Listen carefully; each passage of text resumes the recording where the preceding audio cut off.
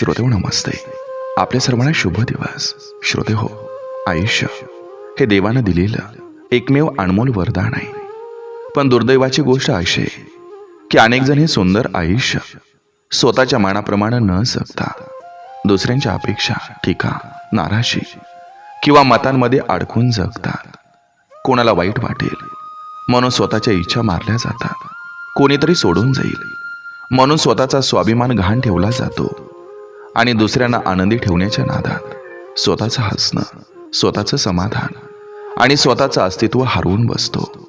श्रोते हो, लक्षात ठेवा, जगात प्रत्येकाच्या चेहऱ्यावर हसू आणण्याची जबाबदारी ही तुमची नाही.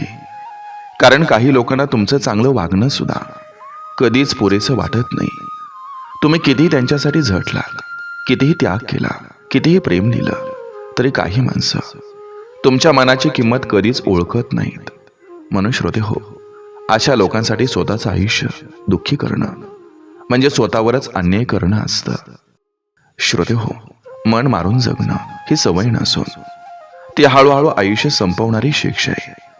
सतत दुसऱ्यांचा विचार करत राहिला तर श्रोते हो, एक दिवस आरशात दिसणारा स्वतःचा चेहरा हा अनोळखी वाटू लागेल. कारण तेव्हा तुमच्याकडे पैसा असेल, नाती असतील, लोक असतील, पण मनशांती नसेल. श्रोते हो, हे आयुष्य फक्त एकदाच मिळतं. पुन्हा जगण्यासाठी दुसरी संधी नाही मिळत. म्हणून प्रत्येक दिवस स्वतःसाठी जगा, स्वतःच्या मनाचा आदर करा, स्वतःच्या आनंदाला प्राधान्य द्या. जिथं तुमच्या भावनांची किंमत नाही तिथं स्वतःला सिद्ध करण्याचा हट्ट सोडा. जिथं तुमच्या अस्तित्वाची कदर नाही तिथं स्वतःचं आयुष्य खर्च करू नका. बघा, पटतंय का?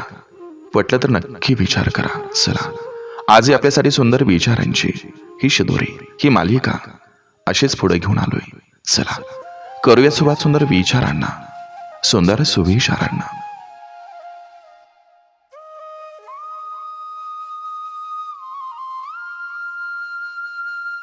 लागलेली भूक, फाटलेला खिसा, तुटलेलं मन आणि मिळालेली वागणूक आयुष्य जगण्याची कला शिकवते. आयुष्यात नेहमी सांभाळून चालायचं असतं. कोणी कौतुक केलं की हुरवून जायचं नसतं.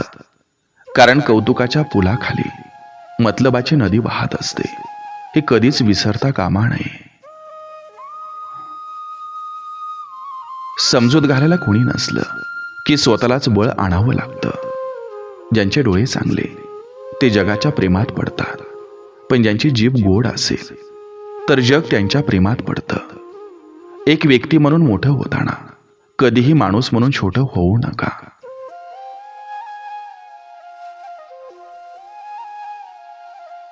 रात्र म्हणजे कालचा काळा फळा, सकाळ म्हणजे लख करणारं डस्टर. त्याच डस्टरनं तो काळा फळा पुसून स्वच्छ फळ्यावर आपण कालचेच धडे लिहायचे का? नव्या दिवसाला कोऱ्या मनानं सामोरं जाऊन त्या फळ्यावर नवा मजकूर लिहावा. जीवनभर अहंकाराला मोठं करून रागाला जन्माला घालण्यापेक्षा संयमाला शांतीचं खुराक घाला. सुविचारानं धष्टपुष्ट करून आनंदाला जन्माला घाला. मग आयुष्य नावाच्या मैदानात नातं नावाचा खेळ कोणीही उद्ध्वस्त करण्याची हिंमत करणार नाही.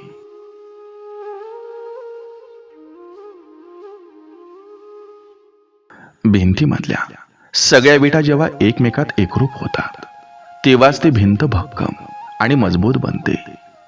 एखाद्या विटेला जरी गर्व झाला की माझ्यामुळे भिंत उभी आहे, पण ते चुकीचं आहे. प्रत्येक वीट महत्वाची असते. तसंच तुम्ही जेव्हा एखाद्या प्रवाहात, समूहात काम करता तेव्हा सुद्धा प्रत्येकानं समर्पण केलं तरच ते काम यशस्वी होतं. माझ्यामुळे हे चाललंय असं वाटत असेल तर तो तुमचा गैरसमज आहे. संघटनेपेक्षा व्यक्ती कधीच मोठा नसतो. किंमत एकीला असते, एकाला नाही.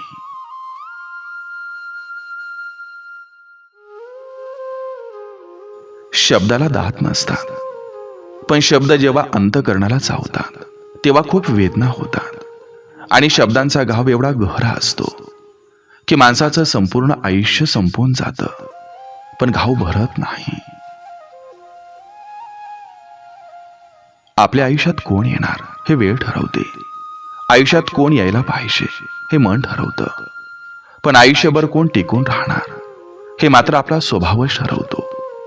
दुसऱ्याचं चांगलं करण्यासाठी कोणत्याही पदवीची गरज नसते, फक्त मनात चांगली भावना असावी लागते.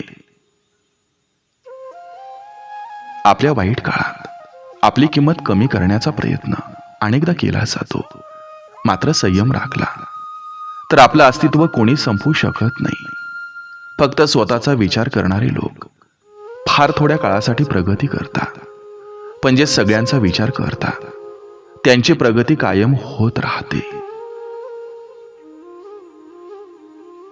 मन मोकळं जगणं आणि मनासारखं जगणं यातलं अंतर कळालं की आयुष्याचा वाटा या आभाळासारख्या होता.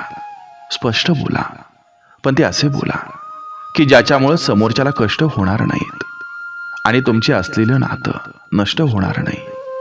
उत्तम आणि उच्च पदवी ही सुद्धा ऐपतच आहे, नुसता स्वाभिमान आहे, पण कोणतीच पात्रता नाही. अशी माणसं जास्त मग्रूर असतात.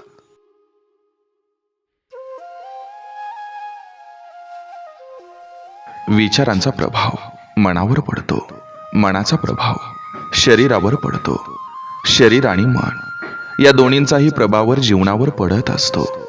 म्हणून नेहमी चांगले विचार मनात आणावेत आणि समाधानी राहावं. शून्यातून विश्व निर्माण करण्याची जिद्द ज्याच्या अंगी असते तोच खरा कर्तृत्ववान असतो. स्वतःला घडवण्यात आपला वेळ खर्च करा, म्हणजे तुम्हाला इतरांना दोष द्यायला वेळच मिळणार नाही. आधार आणि उधार दोघांनाही धार असते. जी गरज संपल्यावर देणाऱ्यालाच कापते. जे पाहिजे ते मिळवायचं ही सफल माणसाची निशाणी असते. जे मिळालं ते हसत मुखानं स्वीकारायचं ही सुखी माणसाची निशाणी असते.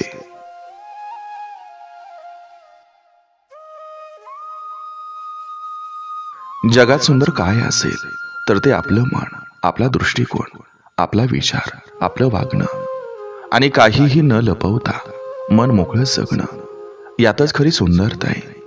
मन मोकळेपणानं जो संवाद करतो तो समाजात मुक्तपणे संचार करू शकतो.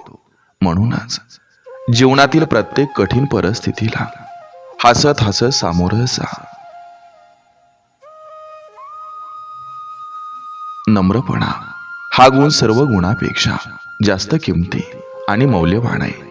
नम्रपणा ज्याच्याकडे आहे त्याच्या भोवती कितीही बलाढ्य स्पर्धक असले तरी तो आयुष्यात नक्कीच यशस्वी होतोच.